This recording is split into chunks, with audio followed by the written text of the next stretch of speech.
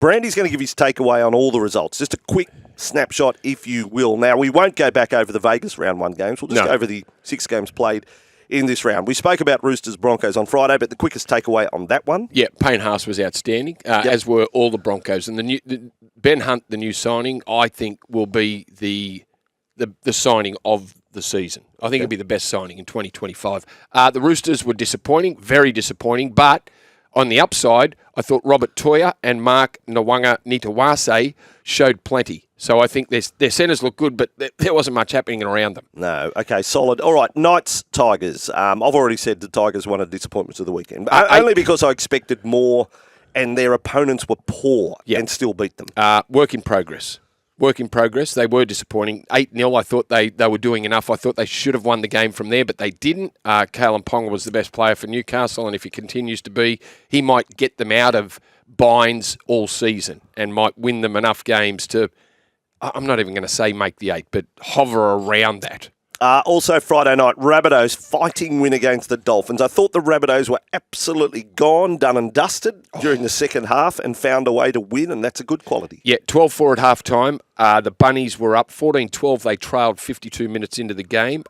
They were getting bashed by the Dolphins' defence was unbelievable. You've already given Campbell Graham a rap. I thought Jai Gray did some good things at fullback, and I thought a great start to the season from Keon Kalamatangi. Yeah, good. Very good. Good summation, good takeaway there. Dragons, Bulldogs. Bulldogs won this one by 8. It was great to see Net Strata Jubilee pumping and jumping. Yep. This was Shane Flanagan's appraisal of the Dragons' performance before we hear from Brandy. Oh, we beat ourselves, Hoops. Too many errors, yardage errors.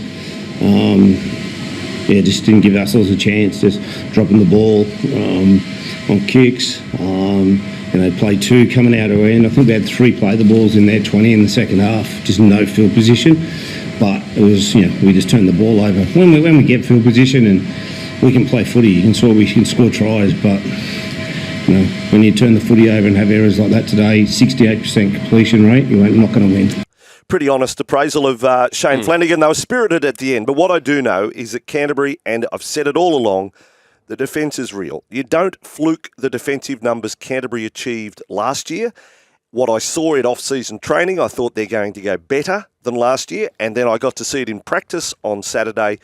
Their defence, again, Brandy, looks the real deal. It's going to take them a long way this year. Yeah, I agree. And what I did pick out of most of the games, Andrew, the opening 10 minutes, and I know it's always been brutal, but it was particularly brutal this weekend. The round 1 games in the opening 10 minutes from all teams was tough, but the Dogs were probably the best at it. Manly and the Cowboys, I've spoken about how good it was at Brookvale Oval, the atmosphere. But, and we've given plenty of raps to Tommy Trbojevic. Daly Cherry-Evans played well, did his job. The middles, Paseka. Now, this is Paseka's 8th season. And I said during the call, time's up. Potential is no longer a word you can use with Taniela Paseka. He could be one of the best front rowers in the game. Footwork, he's got offload. He's got speed. He's quick and big. Ola Kawatu was a beast on the right-hand side, but the middles played. The middles set things up, and it was tough. Simply off the bench, it was Ethan Bullymore who was outstanding. Agreed. They had all of it working for them on Saturday night.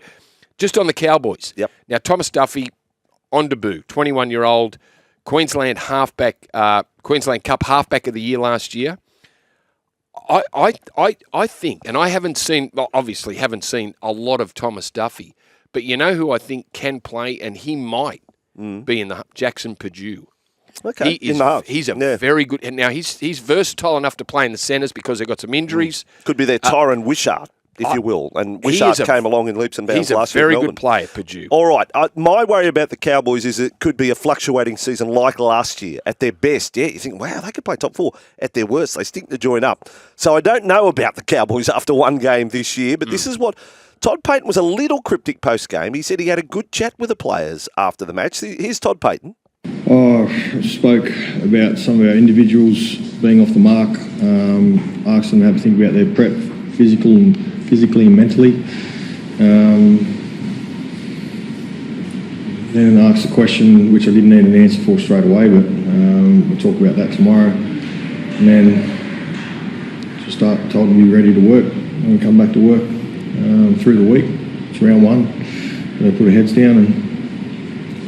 What do you think that question was? I don't that he know. asked? What is that question? Okay. Which I'll get an answer from tomorrow. I'll let it sit for 24 hours. I'm just going to throw one out there. I'm just going to say, it's what boys, what are you prepared to do? What are you as an individual are prepared to do to have yourself ready to win the game next week? Okay. You, individually, what are you prepared to do? Not just, let's go, we need to, bust our gut. What are you prepared to do?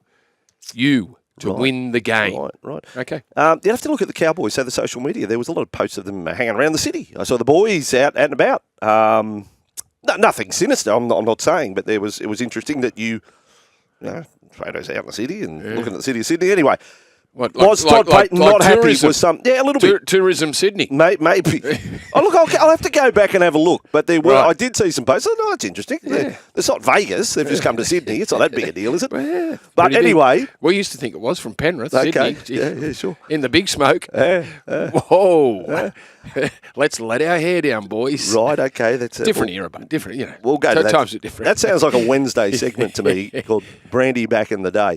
But the Cowboys, to me, I want instant response, and I think their coach wants instant response, and that's at home 5:30 on Saturday against the Sharks. It needs to be instant response. Mm-hmm. Maybe a listener can tell us what do you think the question was that he was giving them 24 hours to answer.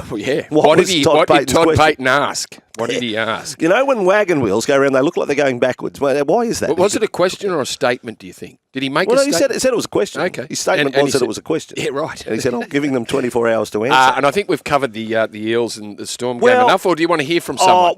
Have we got someone talking on the game? My star of the round, and there's plenty of contenders, but Ryan Pappenhausen, to me, looked back to his best. New hairdo too. Well, give or take that. But Ryan Pappenhausen at his best from his opening touch in the game. He looked very sharp. He looks like the sort of bloke that would be prepared to have 40 possessions a game. Like, he is just so fit and ready and dangerous every time he touched the ball. And Craig Bellamy was asked for a comment on Ryan's performance after the match. Yeah, that first half, I think that's probably the quickest and the most slick he's looked, since he's come back.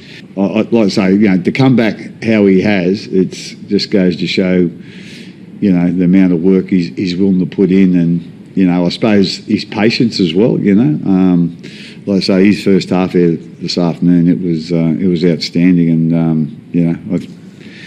I'm sure he'll only get a bit better from here, and hopefully, fingers crossed, he'll have a good injury run. The big four at Melbourne, and that modern-day big four, is Pappenhausen, Munster, Hughes, Grant. They're also very big personalities, as in their characters. I mean, Munster is not like Jerome Hughes, but he's so they're all great to talk to. Yes. They all seem very smart, football smarts. But, boy, they're going to go. I've actually got Melbourne Premiership favourites ahead of Penrith. Well, Melbourne, I just they are think the favourites, this big four. But I'm talking well, that's about, right. Penrith under the radar. They are the favourites. Yeah, but yeah. I'm saying that big four, fit and healthy all year, and that wasn't the case last year. Yep. Pappenhausen back to his best. You watch. Well, you've called the game. Favourites. Stefano. What sort of impact will Stefano? Yeah, okay. Yeah, okay. Like his biggest carries are off kickoffs, and they had plenty of them. Right. Getting kick receptions, running back. Yeah, so a lot of metres off kickoffs. So that was his go. I thought, What about Parramatta up front? Eli Katoa, fantastic. Eli Katoa's a great player. That was a great signing. Trent Liero's big. Offloads yesterday was good. Parramatta's middle. Junior Barlow, I'll have to be jury out to seeing where he's headed. Yep. He looks slow. Yep.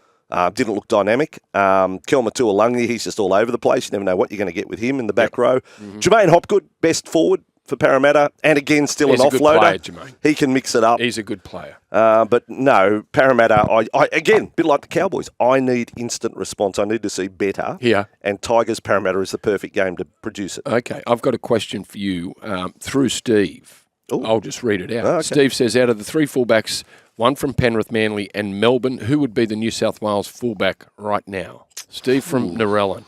Pappenhausen, Trbojevic and Edwards. Well, Edwards did nothing wrong. Yeah. Edwards had a great series. Well, Edwards was man of the match in the deciding game. Yeah. Well, it's Edwards. It's Edwards to lose, I suppose, because Trbojevic still finds his way into the team He does. Yeah. in the centres, so you can have both. Yeah. Pappenhausen, to me, at his best previously, was always a 14 to 17 in Origin. Throw him Agreed. anywhere. Yeah. Anywhere. Well, dummy half. And this might be his year. This might be the year 15, he gets 20 it. minutes of dummy half. It's lightning. Yeah.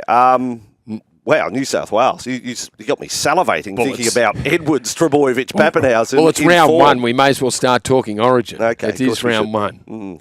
You know, Michael, doctors say a proper breakfast includes eggs, bacon, and breakfast with Vossy and Brandy. So get your daily fix through our socials and listen live on SEN Radio.